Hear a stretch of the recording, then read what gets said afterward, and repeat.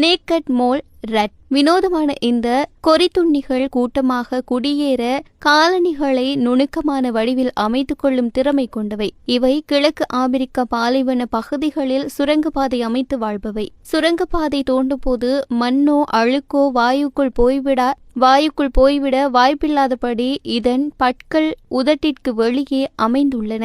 அடுத்து மண்புழு. அளவில் சிறியதாயினும் மண்ணின் ஆரோக்கியத்தை மேம்படுத்த பெரிய அளவில் உதவுபவை.